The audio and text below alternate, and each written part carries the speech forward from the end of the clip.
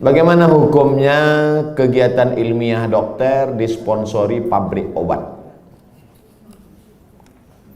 Pabrik obat menyediakan duit 100 juta, dibuat acara ilmiah, seminar, lokakarya segala macam, atau acara agama yang menyelenggarakan dokter. Di mana letak haramnya?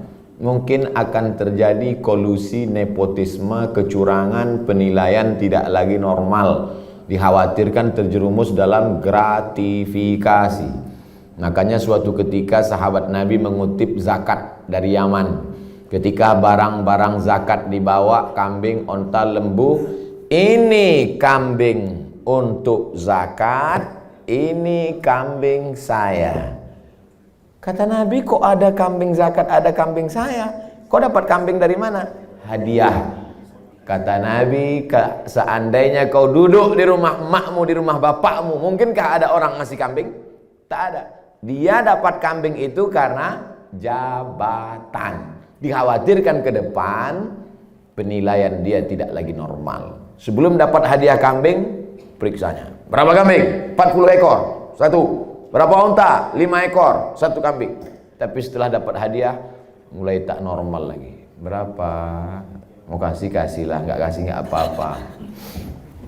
Makanya segala penilaian kalau sudah datang ke Indonesia rusak.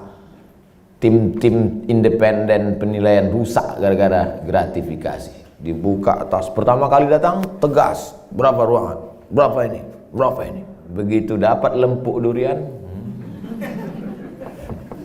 gratifikasi merusak. Jadi kalau masuk dia dalam kelompok gratifikasi bisa haram. Tapi kalau pandai tidak merusak, gimana caranya tidak merusak? Teknisnya ya diatur. Ini ada sekelompok orang yang menerima dan dia bukan tim penilai, dia bukan tim pemeriksa, dia tidak ada kait-mengait dengan keputusan dan dapat, kalau bisa disiasati, laksanakan. Tapi kalau merusak etos kerja, masuk dalam kategori riswah sogok, la'ana Rasulullah SAW ar-rashi wal murtashi, yang menerima sogok, yang mendapat sogok, maka dilaknat Allah Subhanahu wa ta'ala. Bisa kami Pak Ustaz selamat? Lanjutkan. Tak selamat, stop. Profesi dokter pria, dokter kandungan, memeriksa pasien perempuan. La yakhluwanna rajulun ma'amra'atin illa ma'adhi mahramin. Tak boleh berdua-duaan laki-laki dengan perempuan kecuali tak ada mahram, kecuali ada mahram. Tak boleh. Anta musayyada mar'atin la tahillu lahu. Menyentuh tangan perempuan yang tak mahram lebih baik ditusuk paku dari api neraka ke kepala daripada menyentuh tangan perempuan yang tak mahram. Kena pasal-pasal ini. Tapi ada pasal meringankan, ad-darurat tubihul mahzurat. Ternyata ketersediaan dokter perempuan tidak mencukupi jumlah pasien perempuan. Itulah maka tadi saya sebutkan, kalau diterima nanti 20 anak tahfiz Quran SDIT, nanti mesti ada 7, 5, 10 yang perempuan, supaya mereka nanti akan menjadi dokter spesialis kandungan di UII nanti. Amin. Supaya mereka lah yang akan nanti menutupi ketersediaan SPOG, spesialis obgyn dokter perempuan. Karena kalau tidak, khawatir kita akan terjerumus. Tapi bapak-bapak yang spesialis kandungan, karena sekarang tidak terpenuhi, masuk kategori darurat. Saya sampai sekarang belum tahu survei berapa untuk kota provinsi. Terlalu besar mungkin untuk Indonesia, Provinsi Kepulauan Riau, Kota Batam saja. Berapa dokter SPOG perempuan, berapa yang laki-laki, berapa yang hamil perempuan, memanglah perempuan itu hamil. Berapa hitungannya? Kalau satu dokter itu berapa? Kalau masih dalam kategori darurat, tapi kalau hanya untuk tidak darurat. Ustadz dulu anak Ustadz Mizyan Hazik Abdillah, dokternya laki-laki atau perempuan? Perempuan.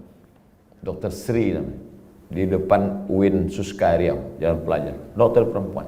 Tapi andai tak lagi ada dokter perempuan, hanya tinggal dokter laki-laki, pilihannya antara dua. Kalau tidak ditangani dokter laki-laki, mati. Maka tak boleh pilih mati.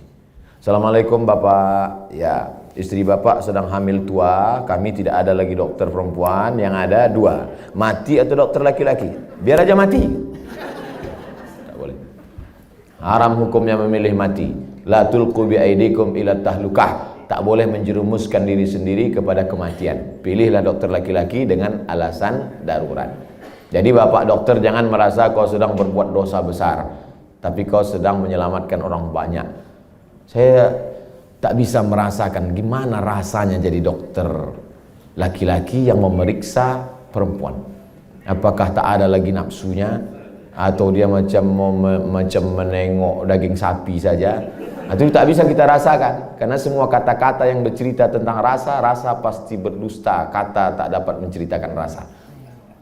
Tak bisa. Oleh sebab itu, kalau ada terlintas di hati bapak macam-macam sambil memeriksa itu, banyak-banyaklah istighfar. Astaghfirullah. Banyak-banyak minta ampun. Solat sunat supaya hati terjaga. Tapi yakinkan bahwa perbuatan bapak bukan dosa. Jelas jawaban saya.